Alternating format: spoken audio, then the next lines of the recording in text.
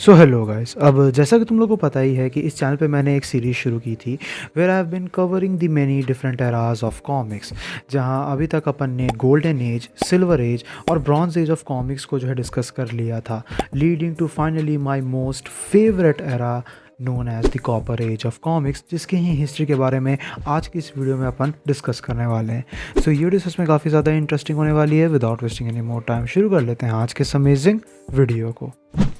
अब copper age of comics refer किया जाता है to the period from mid 80s to 90s।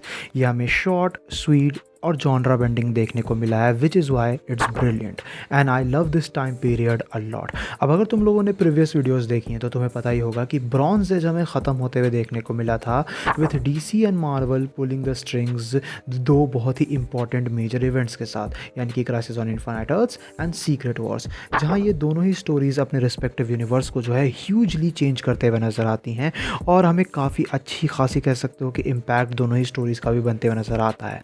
वहाँ से अपन जंप करते हैं 1984 में, जहाँ हमें इंट्रोड्यूस किया गया the saga of swamp thing comic के साथ। नाउ ये जो कॉमिक थी ये इस कैरेक्टर के ऊपर एक काफ़ी बड़ा रीडिफाइनिंग हमें लाके दिखाती है। The writing got more complex, deep and almost avant garde, और इसे लिखा था एलन मूर ने। अब इस टाइम पीरियड पे जितने भी हमें राइटर्स देखने को मिल जाते हैं वो सभी राइटर्स बहुत ही ज़्यादा रिस्पॉन्सिबल हैं इस टाइम पीरियड को शेप देने में, तो उन सभी का नाम तुम्हें कॉन्स्टेंटली देखने को मिलता रहेगा। And this was just the beginning of genre deconstruction will see in copper age, क्योंकि 1986 में हमें एलन मूर इस ट्रिगर को दोबारा पुल करते हुए नजर आए with Watchmen, which is one of the most brilliantly written comics of all time, जहाँ बेसिकली हमें ये कह सकते हो कि फैक्ट देखने को मिला, ये कह सकते हो कि फिक्शन देखने को मिला, that how super heroes influence the life of others and what would it be like if these super heroes existed in real life. और इसी तरीके से कह सकते हो कि इन दो बहुत ही ज़्यादा शानदार, डीप और वियर्ड कॉमिक बुक सीरीज़ के साथ कॉपर एज का कह सकते हो कि शुरुआत हमें देखने को मिलता है प्रॉपरली, जो ऑलरेडी इसे एक काफ़ी बेहतरीन स्टार्ट की तरफ ले जाता है। In the same year Frank Miller, जो एक बहुत ही ज़्यादा शानदार राइटर हमें देखने को मिले हैं, वो भी इस जॉनरा डीकंस्ट्रक्शन के रेस को ज्वाइन करते हुए नजर आते हैं with the Dark Knight Returns, one of the most iconic Batman comics, जो हमें कंप्लीटली कैरेक्टर के टोन को फ्लिप करते हुए नजर आती है। This comic alone made the writers think what is necessary to take from a hero to make them more complex. यहाँ पे कैरेक्टर्स पे कह सकते हो कि काफ़ी अच्छे तरीके से काफ़ी डिफरेंट और यूनिक टेक्स लिए जाने लगे थे, जहाँ उनकी ऑरिजिन्स को तो चेंज नहीं किया जाता लेकिन उनके कैरेक्टरिस्टिक में कुछ नई चीज़ें ऐड की जाती, और इसी वजह से यहाँ पे जो भी राइटर्स जिस तरीके का भी गेम प्ले कर रहे थे वो बहुत ही शानदार था। फ्रैंक मिलर जो है मार्वल में डेयरडेविल को भी रीडिफाइन करते हुए हमें नजर आए with Daredevil born again, which is probably the hardest read he has ever done in my opinion, जो हमें कह सकते हो कि काफ़ी ज़्यादा हेवी स्टोरी देखने को मिली थी and it was amazing. Marvel वहीं पे नहीं रुकता है, हमें क्रेवन्स लास्ट हंट का भी आर्क देखने को मिलता है इसी टाइम पीरियड के around.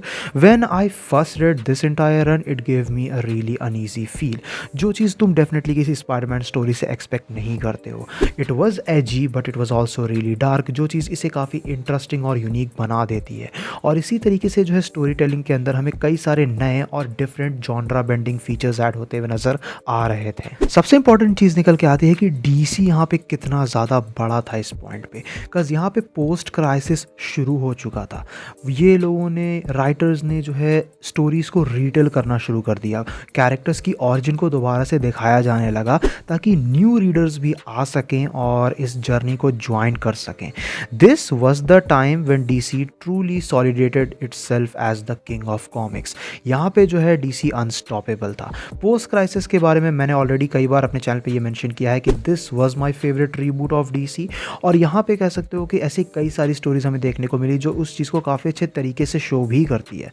First of all Wally West हमें मेन फ्लैश बनते हुए नजर आया, who is my favourite speedster and he will be the Flash for more than 20 years from here on. Plus Batman year 1 को अपन कैसे भूल सकते हैं, जो बैटमैन की ओरिजिन की प्रॉबेबली सबसे ज़बरदस्त प्रेजेंटेशन निकल के आती है, और इस कॉमिक को आज तक लोग तुम्हें रिकमेंड करेंगे ही क्योंकि ये इतनी ज़्यादा बेहतरीन तरीके से होल्ड अप करती है। हेल इवन मैट रीव्स की दी बैटमैन मूवी के अंदर भी इस कॉमिक से काफ़ी ज़्यादा इंस्पिरेशन जो है ड्रॉ की गई थी। इन 1988 मार्वल कह सकते हो कि वेनम को इंट्रोड्यूस करता है पहली बार, who is one of the most iconic anti heroes of all time. जो सिम्बायोट सूट पीटर को सीक्रेट वॉर्स में मिला था ना, वो सिम्बायोट बेसिकली एडी के साथ बाउंड हो जाता है, और उससे तुम्हें अंदाज़ा लगेगा कि यहाँ पे कितनी आइकॉनिक और कितनी तगड़ी राइवलरी क्रिएट होते हुए नजर आई थी, जो कॉपर एज को और भी ज़्यादा कह सकते हो कि इंपॉर्टेंस देती है। डीसी भी इंट्रोडक्शन गेम में पीछे नहीं था। इसी साल उन्होंने जॉन कॉन्स्टेंटीन से हमें इंट्रोड्यूस कराया, who is one of the most complex and layered heroes ever, जो कह सकते हो कि स्टोरी टेलिंग की बाउंड्रीज को बहुत ही हद तक पुश करते हुए हमें नज़र आया। हमें Batman the killing joke comic देखने को मिली, जो एक काफ़ी डार्क कॉमिक निकल के आती है, जिस कॉमिक ने जोकर को रीडिफाइन किया, made him from the clown prince to the sadistic maniac we know him today. और इसी तरीके से इस कैरेक्टर आर्क को और ज़्यादा फर्दर लेके जाया गया in Batman death in the family comic के अंदर, जहाँ जोकर जेसन टॉड के रॉबिन को जान से मार देता है।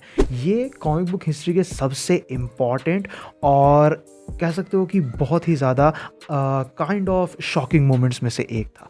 तो उसी मामले में देखा जाए तो यहाँ पे से हमें कई सारी डिफरेंट स्टोरी टेलिंग्स देखने को मिल रही थी, जो कॉमिक बुक्स के अंदर पहले पॉसिबल नहीं थी।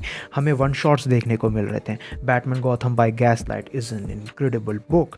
हमें बैटमैन आर्खम असाइलम जैसी स्टोरीज देखने को मिल रही थी by Grant Morrison. Wait, did I say Grant Morrison? अब तुम लोग जानते ही हो कि grant Morrison is my favourite writer of all time, और इन्होंने इस जॉनरा डीकंस्ट्रक्शन को लिटरली अपने पीक पे लेके गए, जहां he picked Doom petrol, a nearly niche and forgettable superhero team, और उनके कैरेक्टर्स को रीडिफाइन किया और उन्हें मेटाफिक्शनल कह सकते हो कि स्टोरी टेलिंग में फिट किया। He redefined Animal Man by breaking the fourth wall. You can already tell why I love this era so much.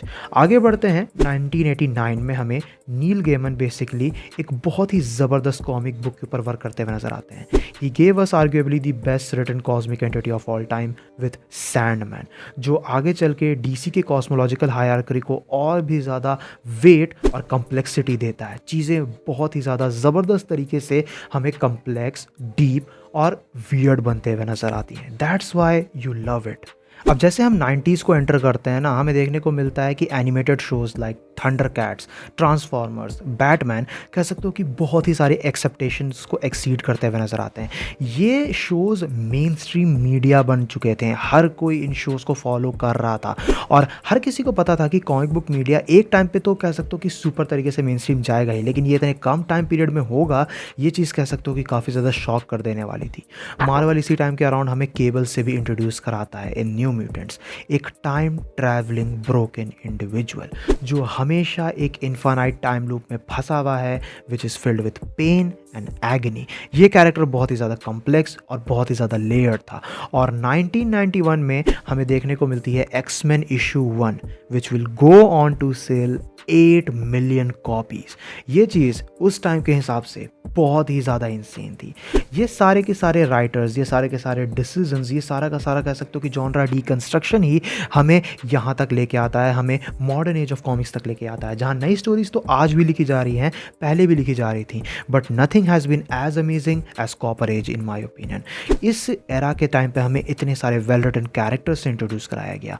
It made us love writers जो विलिंगली रिस्क लेने के लिए तैयार थे और नए कह सकते हो कि डोर्स ओपन करने के लिए तैयार थे इन कैरेक्टर्स के लिए।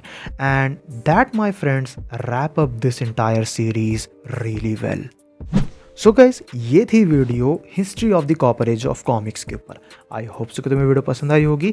वीडियो पसंद आई तो वीडियो को अपना थम्स अप देना, दोस्तों के साथ शेयर करना। चैनल पे इनकेस अगर कहीं से भी नया आया हो तो चैनल को जरूर से सब्सक्राइब भी कर लेना।